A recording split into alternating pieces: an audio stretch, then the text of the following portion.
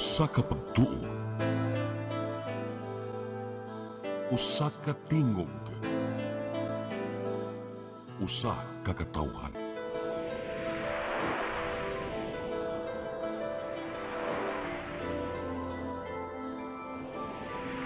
Cebu Catholic Television Network.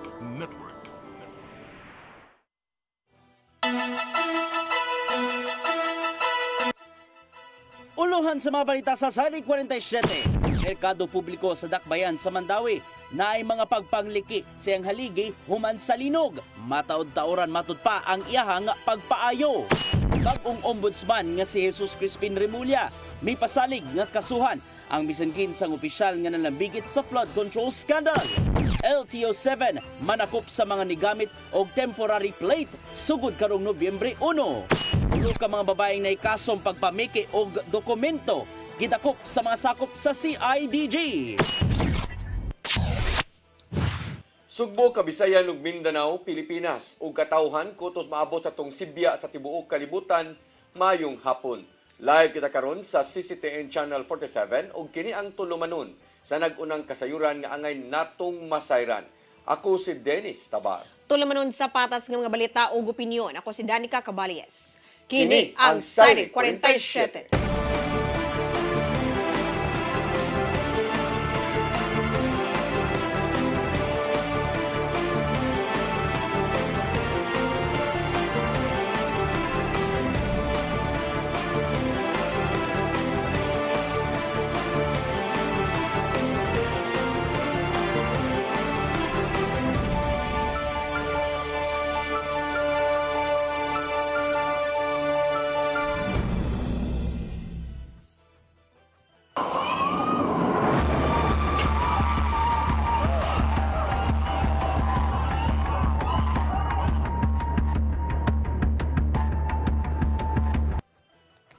O karon sa kompletong detalye sa atong mga balita, gawa sa nahugno nga kanopi sa pampublikong merkado sa Mandawi, nasutaw sab sa LGU nga nang liki ang haligi niini. Gibanabana nga moabot sa duha ka semana ang pagtrabaho sa naguba nga bahin sa merkado. Ang kasayuran ihatod ni Mary Rose Sagarino. Padayon nga namaligya sa gawa sa pampublikong merkado sa Mandawi ang pipila ka mga tindera. Kinisubay na sa pagkahugno sa kanopi sa luyong bahin sa merkado tungod sa pagtayog sa 6.9 magnitude nga linog ni atong Setyembre 30. Sa bag-uhay lang sa pagpag-reassess sa syudad sa mga pribadong engineers, nasuta nga gawa sa kanopi adunay pipila ka haligi nga nangliki. Based sa final meeting gahapon sa mga engineers o consultants, gusto man sa mayor nga mahibaw na gigon sa final strategy. So mao na ang dili mabuhat unahon sa ni og shore up ang kaning sa pika side para matukuran para unsay movement sa building dili na ni problema. Hinuon gipasalig nga luwas ra sa kinatibuk-an ang building. Gipabakantihan una ang apektadong bahin hinungdan nga anaa pa sa gawas ang pipila ka tindera. Samtang ang uban ang nakabalik na sa ilang mga pwesto. Matud ni malig-on nga sa abiso ang naapektarang haligi ang unahon sunod ang kanopi sa luyong bahin. Ang pagtrabaho gibanabarang moabot og duha ka semana. Hinuon ang pipila ka mga tindera nakasabot ra gani mas gusto pa magpabilin sa gawas. Okay ra bisang pag pila ka buwan kay halin man mi sa silong bisag init. Sa taas wa mi halin. Sa pampublikong merkado, ang pwesto sa fruit section nahimutang sa ikaduhang andana nga gireklamo nga mingaw og minus ang tawo nga musaka. Mary Rose Sagarino, CCTN News. Department of Migrant Workers 7 ug Department of Social Welfare and Development 7 mipaambit sa nagkadayang assistance programs ngadto sa mga apektado sa linog. Subay kini sa padayong pagpakigalayon sa mga lokal nga kagamahanan sa amihanan aron makabangon. Ang kasiran hatod ni Gian Navarro. Nakahigayon sa pagpaambit ang Department of Migrant Workers 7 ug Department of Social Welfare and Development 7 sa nagkadaiyang assistance programs nga mapaymuslan sa mga apektado sa magnitude 6.9 nga linog. Sa record sa DMW7, anaa pa sa 63 ka mga overseas Filipino workers ang apektado human sa mong trahedya sa norte. Padayon ang ilang pagpakigalayon sa LGUs, pinaagi sa PESO offices aron pagdokumento kung aduna pa bay uban nga mga apektadong pamilya gikan sa OFWs. Ubos sa gitawag nilang Action Fund, makadawat ang mga apektadong OFWs ug iyang pamilya og 5,000 pesos gihinabang. Usa din siguro sa challenge na is to reach out to the local government units. Kay of course, DNW Region 7 ang opisina, ang mga personnel is naara po diri sa city. Unlike the other national government agencies na nasa province, nasa municipal officials or counterpart, we rely on the LGU, particularly with the PESA manager. Samtang walay puwas ang pag-abag sa DSWD-7 ngadto sa gatusan kalibo ka mga apektado sa Northern Cebu gikan sa family food packs hangtod sa mobile kitchen. Gilauman nga mahuman ning simanaha ang second wave sa pagapod sa family food packs. Nang hatag usab ang DSWD-7 og burial assistance ngadto sa mga namatyan apan gisabutan pa ang posibleng pag-apod sa dugang hinabang pinagi sa emergency cash transfer uban ng LGUs og national government. Of course, ang mga data ba gikan ba sa ila. So, naagay ka ng collaboration na kay kada implement nato sa program, partner nato ang local government. Walay usab ang collaboration sa niskuta mga ahensya uban ng LGUs ug Kapitolyo nunot sa nagpadayong recovery hangtod rehabilitation operations. Subay kini sa saad sa national government nga digid mapasagdan ang mga apektado sa maong katalagman. Minsan gamay lang ang among personnel sa Department of Migrant Workers Regional Office. We were able to expand our reach with the collaboration and support of local government units. So it shows na doon na sila ipagsuporta kay labi na yun kaya ilang mga LGUs mismo ang affected. Navarro, CCTN News. Gikabalak-an sa mga tinun-an sa kolehiyo sa Dakbayan sa Sugbo ang gidangatan sa ilang pagtungha human sa magnitude nga 6.9 nga linog. Midangop kang Mayor Nestor Archibal ang mga student leaders gikan sa Kabataan Party List ug upat ka mga tunghaan aron ipadangat ang ilang kahingawa. Buot sa mga tinun-an nga mahatagan og pagtagad ang makaluluoy nilang kahimtang gikan sa istruktura sa building hangtod na sa mental health. Sabutan ni Mayor Archibal ang mga kadagkuan gikan sa naglahing tunghaan aron paghimo usab og kasulbaran niini. Matod ni Archibal nga dili gihapon niya mapasagdan nga mamahimong kaayuhan sa matag tinun-an bisan pa man sa kuyaw nga epekto sa linog. Nagpadayon ang pagtabang sa Mandaue City Psychosocial Response Team sa mga nakalingkawas sa linog sa Northern Cebu. Bibisita ang ikaduhang batch nila sa lungsod sa Tabugon aron maghatag og psychological first aid og stress debriefing sa mga apektado. Kagahapon moabot sa kapin 130 ka individual, mga bata ug adult sa Bugos City ang giabagan sa response team. Gilangkuban ng response team sa mga psychometrician ug uban pang mga individual gikan sa nagkadaiyang buhatan sa Mandaue City. Kini aron maabagan ang mga apektado nga makalingkawas sa trauma, kahadlok ug emosyonal nga kalisod tungod sa linog.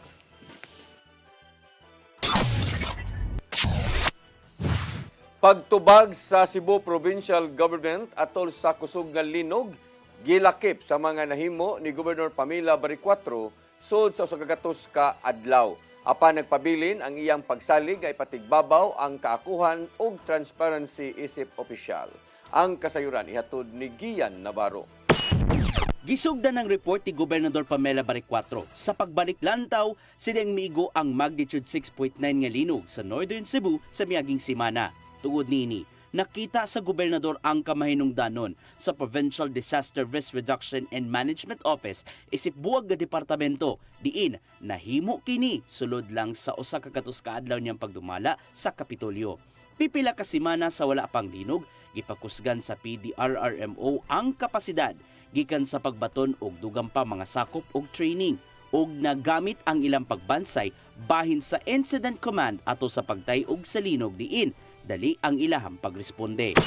Just a few weeks before the earthquake, we held the Incident Command System, ICS, executive course, which strengthened our ICS framework to ensure a more unified and efficient response to any crisis, whether public health emergencies, natural calamities, or complex incidents.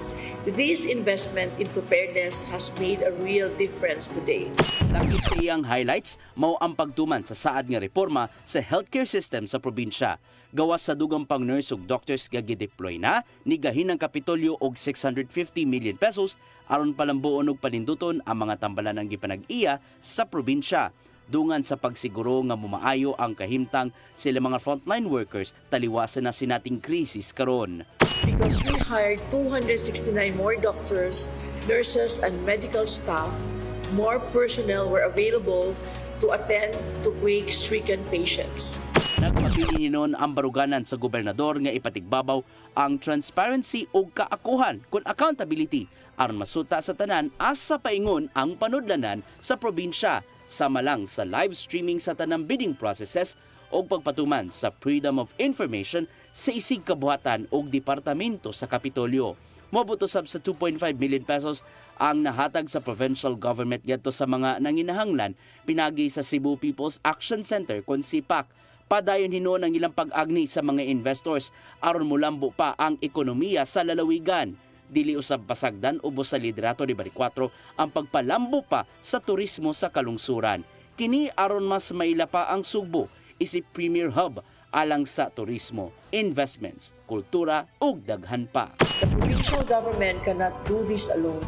We need you, our citizens, our LGUs, and our provincial and regional offices, and the national government, so we can truly achieve the Cebu we dreamed of.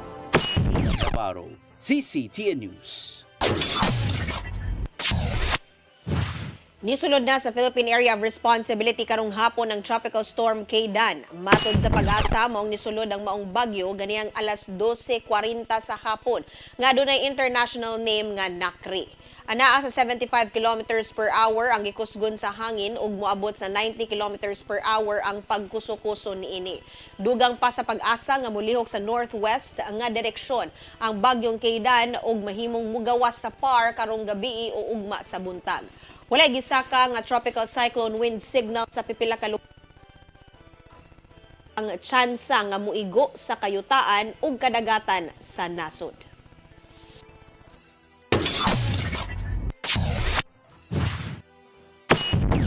Musunod, bag-ong ombudsman nga si Jesus Crispin Rimulya mipasalig nga kasuhan ang kinsang opisyal nga nalambigit sa flood control scandal. LTO-7 manakop sa mga nigamit og temporary plate sugod karong Nobyembre 1. Kanaguban pa mga balita sa magbalik sa Sairi 47.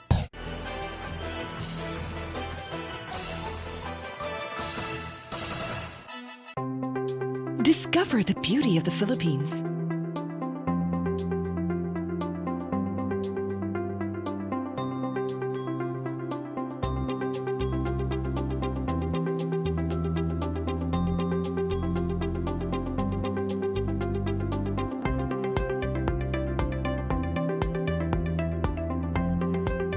With Philippine Airlines, the country's flag carrier.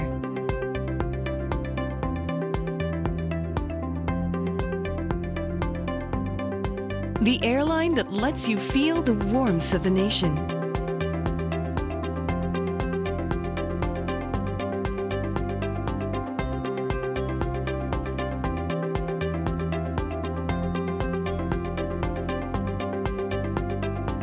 Mabuhay!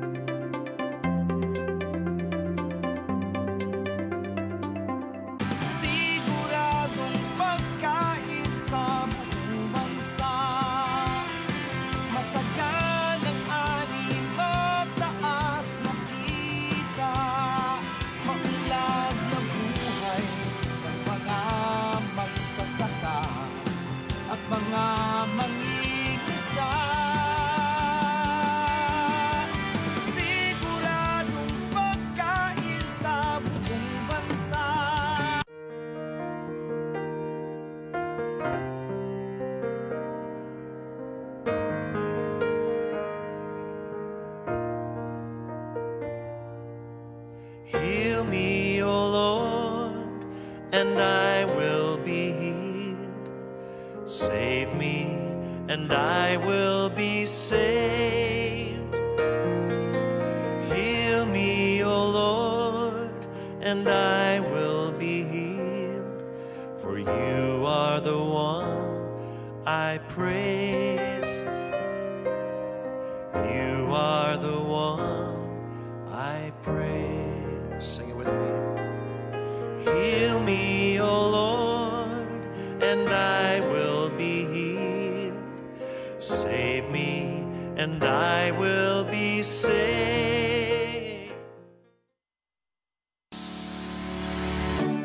Looking for the best internet deals in Negros Oriental? Field Products Negros is here to bring you fast, reliable, and affordable internet with plans made just for you.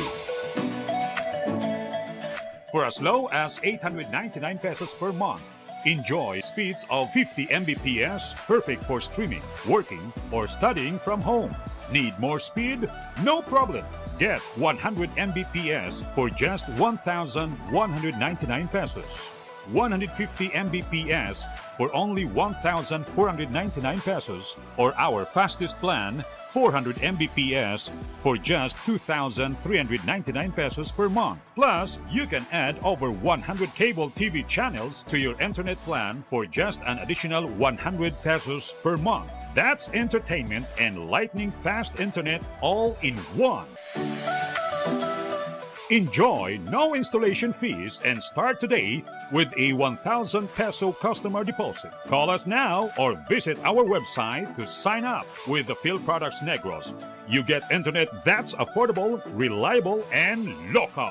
Field Products Negros, bringing you closer, faster. Call us at 0917-631-5240 or visit our website www.fieldproductsnegros.net or our Facebook page, Field Products Dumaguete. Subscribe now. Press Briefing. Midweek Reset. Real talk. From headlines to hot takes. This is Press Briefing, the show that has it all. Midweek, we cut through the noise and bring you the stories that actually matter. News, views, insider scoops, straight from the source. Right from the horse's mouth. Politics, public issues, community concerns, and controversy. We break it down. No filter, no filler. Press Briefing. Sharp, fearless, always relevant. Brought to you by the Cebu Press Club. Beyond the headlines, we are Cebu's voice. We are the voice of truth and reason in every town, in every season. With pens of light, we draw the line for justice, peace, and story spine. Cebu Press Club, our banner flies beyond the noise, beneath the skies. Integrity, our step for people, hand in hand, beyond headlines. We proudly stand.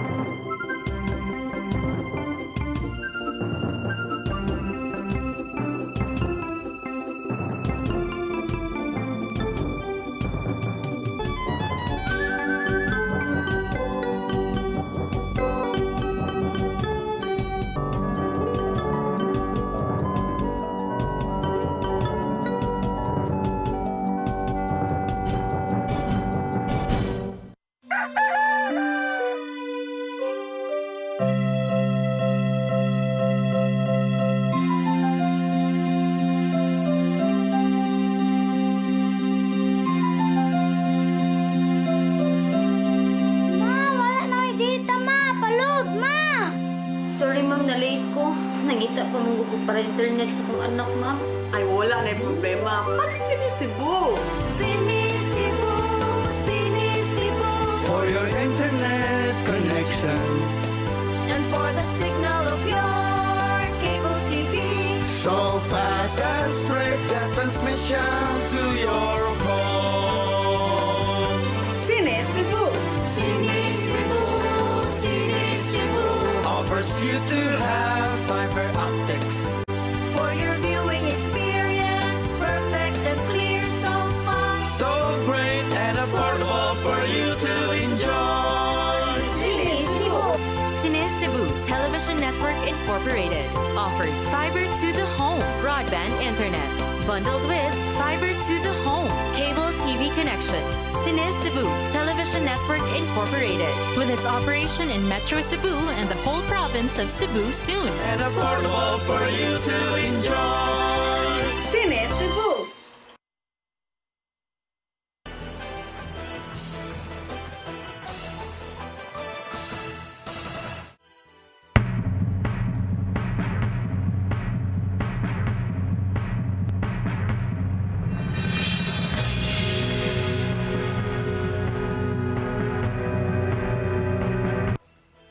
Balik sa ato mga balita, bag-ong ombudsman nga si Jesus Crispin Remulla mipahimangno nga manubag yun ang mga opisyal nga nangurap pinaagi sa questionable nga flood control projects. Human manumpa sa katungdanan, nakig-alayon siya sa ubang mga ahensya alang sa himuon nga motu proprio investigation. Ang kasayuran ihatod ni Gian Navarro. Dako ang kumpiyansa sa bag-ong gitudlong ombudsman nga si Jesus Crispin Remulla nga manubagyod sa balaod ang bisan kinsang opisyal sa gobyerno nga nangawkaw sa panudlanan. O sa siyang tutukan ubos sa bag-o niyang katungdanan, mao ang investigasyon bahin sa questionable pagpatuman sa flood control projects sa nasod. Sumapa niya ang mag-agad ragyod ang ombudsman sa paghahuptang ebidensya o dili ra kutob sa pagpanggukod lang ngadto sa mga korap nga opisyal. Tungod nini, makigalayon ng Office of the Ombudsman sa Department of Justice, National Bureau of Investigation o Philippine National Police alang sa himong motu proprio investigation bahin sa ghost projects. Wala pa hinon sila'y kasiguraduhan kung kanus agyod mahukmang sad-an sa pagpangurap ang opisyal. Apan, magkabot ang resulta sa investigasyon sunod lang sa tuluhang tud-upat ka buwan.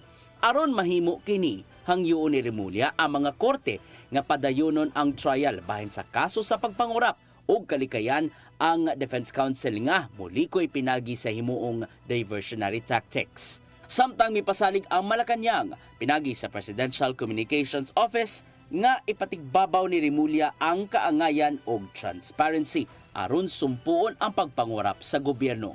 Aron nga makabot, buot balihon ni Remulla ang kamanduan ni retired Ombudsman Samuel Martires nga nagtago sa pipila ka feature sa Statement of Assets, Liabilities and Net Worth kung salen sa mga opisyal sa gobyerno ngadto sa publiko.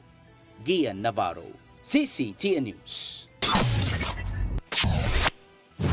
Multa sa anti-cargo spill ordinance sa syudad sa Mandawi diin lakip ang mga lapok nga ligid patasan ngadto sa 5,000 pesos. Noon na ninuon sa City Traffic Board ang maong sugyot. Ang kasayuran hatod ni Mary Rose Sagarino.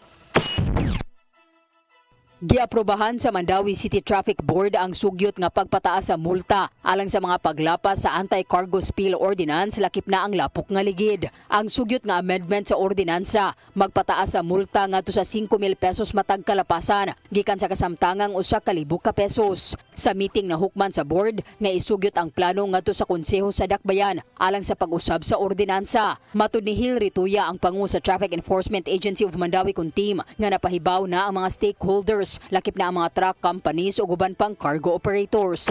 Atong subsub kayo atong operation, especially dito sa may atbang sa Wilcon, ni minus-minus na ato ang dakop no kay kanang mo gani nga makaya ra man di ay nga inigawas nila, limpyuhan nila ilang mga ligid. So we're encouraging sad sa ubang mga violators nga ingon ana sad ang ilang buhaton para dili na jud madakpan ba. Ang ordinansa naglakip sa hugaw nga ligid, pag-awas gikan sa kargamento sama sa simento ug lana. Ang pagtaas sa multa gitinguha alang sa kalimpyo ug kaluwasan sa mga motorista. Makahinumduman nga miaging buwan, gimando ni Mayor Tadeo Junki Uwano ang paglimpyo sa pipila ka daan nga nabulingit sa abog ug lapok.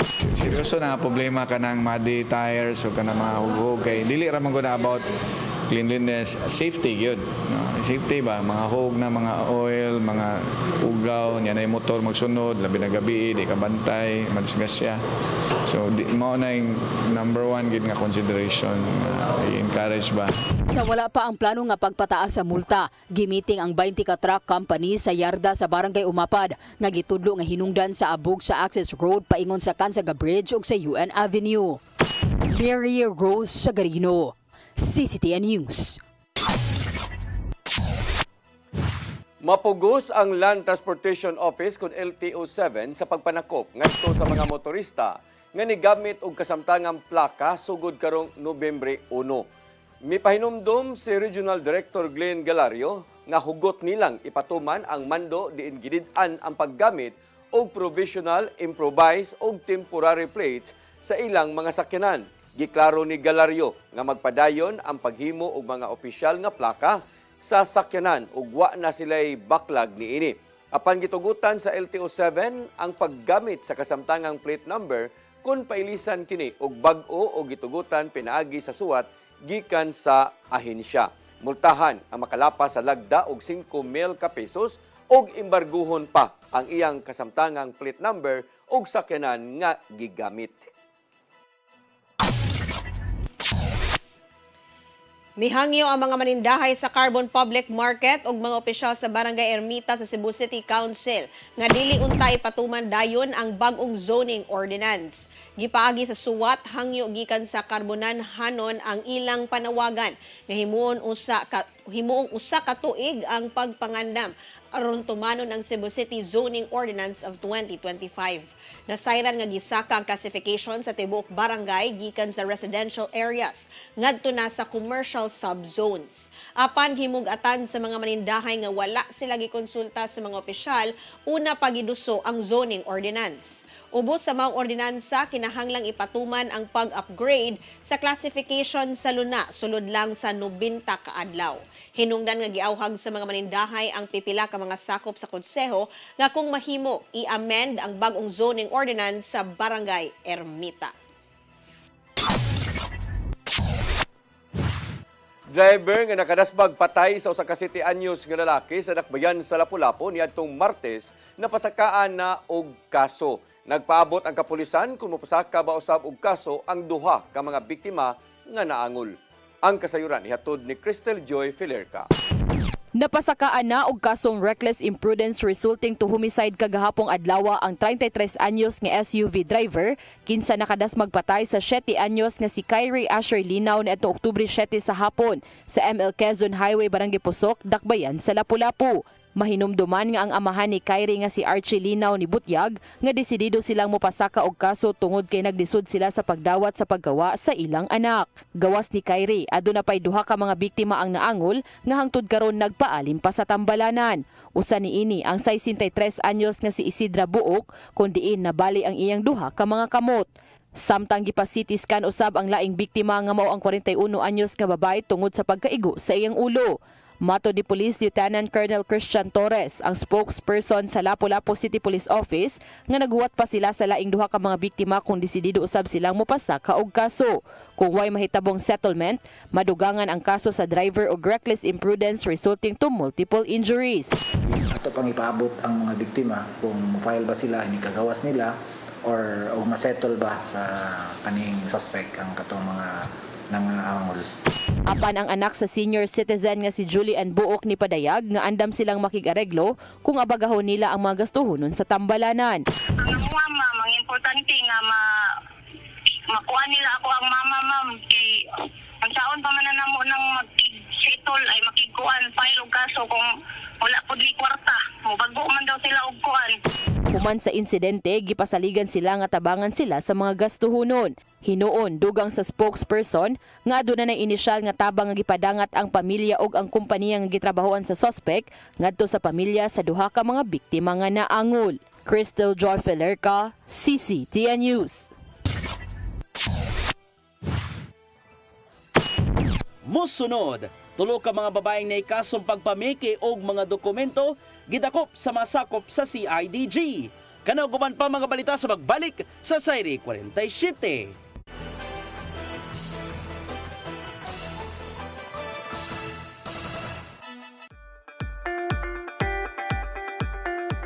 Congratulations! Nunito Tatay Dodong A. Lemchua, awarded as Cable TV Maverick, Father of Cable TV in the Philippines, given by Philippine Cable and Telecommunications Association Incorporated, PCTA, from Phil Products Group of Companies.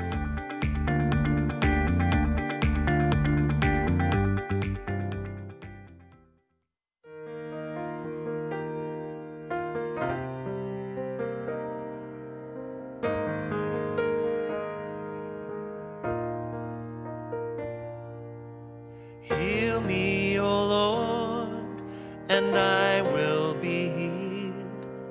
Save me, and I will be saved. Heal me, O Lord, and I will be healed. For you are the one I praise.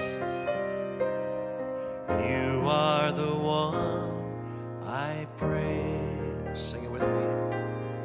Heal me, O Lord, and I will be healed.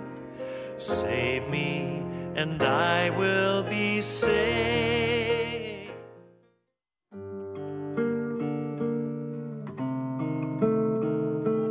Lamig kininday apan paghinay-hinay.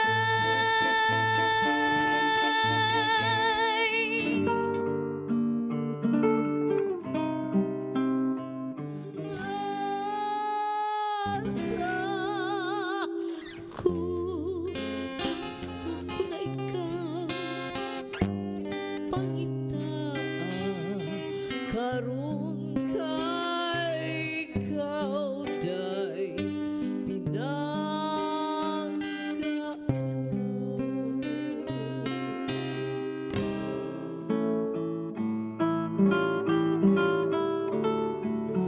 Hain ka na, pinangga ko, uhain ka. Awiton ko, patiun ko.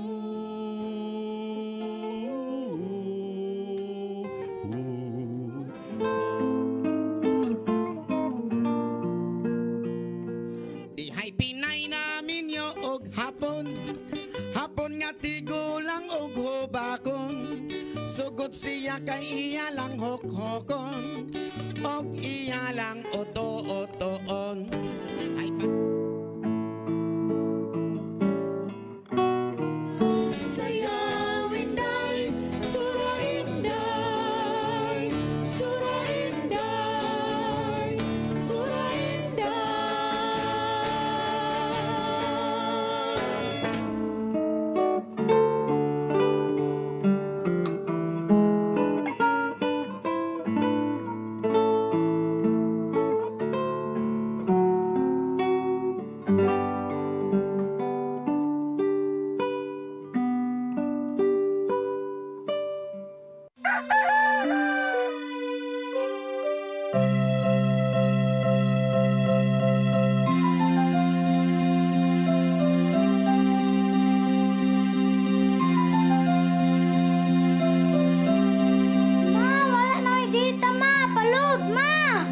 Sorry ma'am, na-late ko.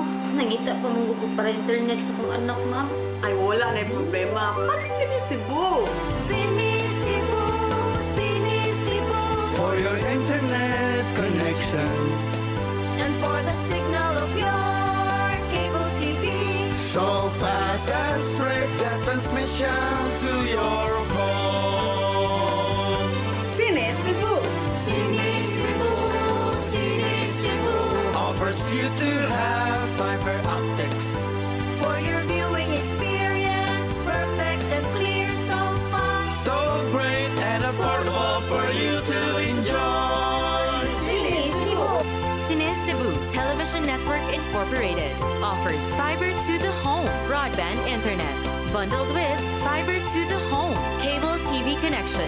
Sinisibo Television Network Incorporated with its operation in Metro Cebu and the whole province of Cebu soon. And affordable for you to enjoy. Sinisibo. Ang kinabuhi puno sa hagit. Sugpil na ka, Dri, ha? Ay, pag-inarte! Magdita ka! Puno sa pangutana. Bata pa gani ka kayo? Nagpuyap-uyap na ka? Kinsa man ang mga masakitin ako din ay karoon ha, kinsa! Kung si buti mo'y pasabot, Daddy. Puno sa luha. Pagpili pa, ako nga imong anak o kanay imong mga babae. Kasuko. Yung ano pa? Ano itang kali, Papa? Apan bisan mangit-ngit pa ang imong kalibutan, aduna pa'y nagpahiping kahayag. aduna ka pa'y kasumbungan. Mga lama, hanap na. Dear Tatay, Tunog na unlod na. Nganong handungan man. Way laing paagi aron masabtan nato ang Biblia. Kinanglan nga doon natay relasyon kang Hesus. Hangtod sa layan natong panaguban, daghang salamat. Shalom. Tunog na unlod na.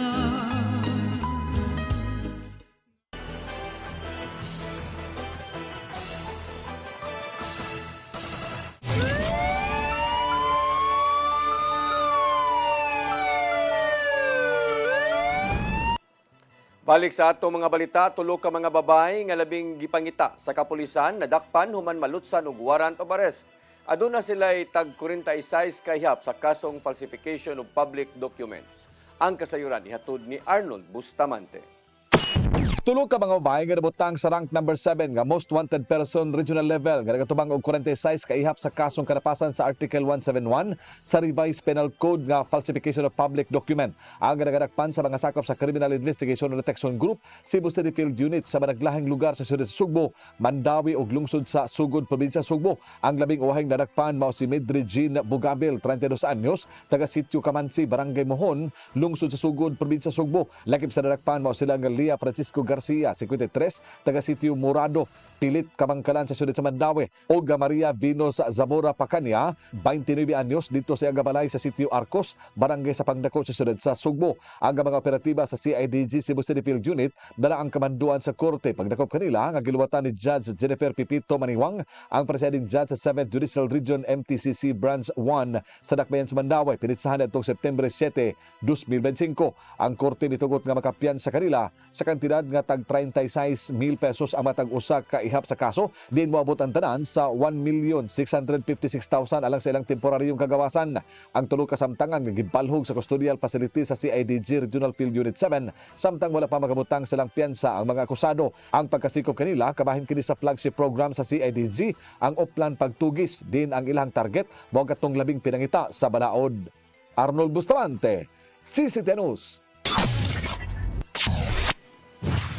Tabi sa mga nananaw, gumikan sa hilabihang kasensitibo ning balita. Usa ka lalaking gituohang ng lugos og 8 anyos nga babae sa Lapu-Lapu City na sikop sa kapulisan. Nasuta sa PNP nga aduna kini mga kaso kaniadto nga may kalambigitan usab sa pagpanglugos og mga bata.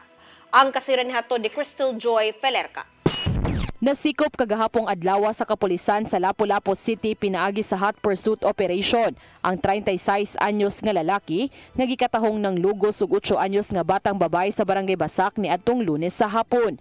Ang suspect tagalungsod sa Cordova ug didto ra usab siya nasikop. Matod sa inahan sa biktima nga ni anang higayuna, ang iyang anak ug usa ka batang lalaki nagduwa lang kilid sa karsada sa dihang adunay lalaking nagmotor ang nangutana kanila kabahin sa maong lugar.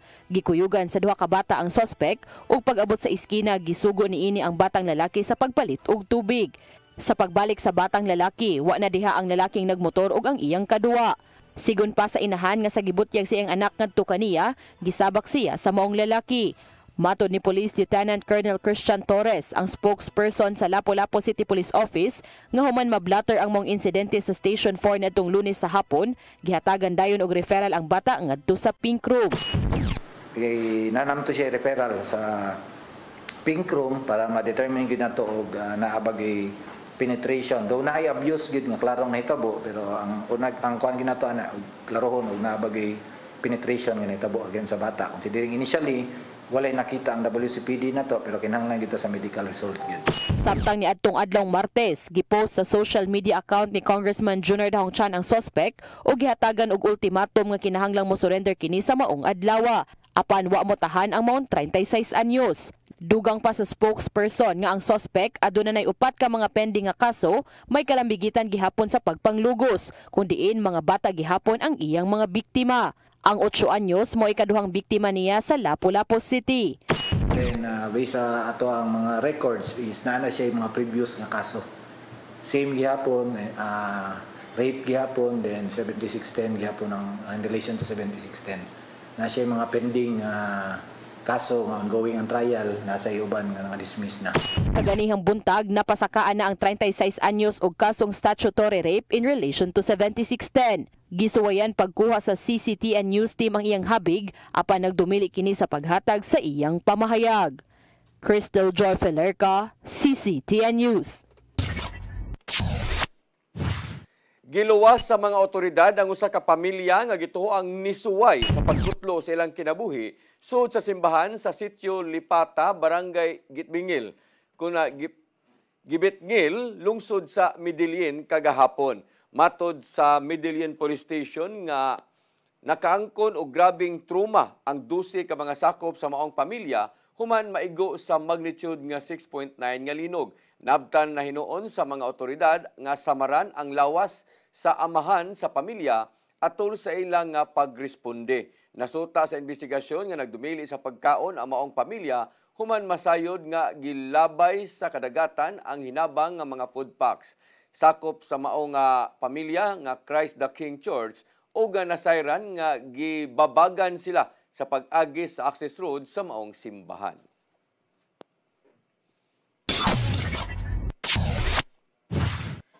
Mao kadto naglangkob sa ato mga balita sa Sayre 47. Ako si Dennis Tabar. Ako si Danica Caballes. Samtod ugma sa inyong paboritong tulumanon. Sayre 47.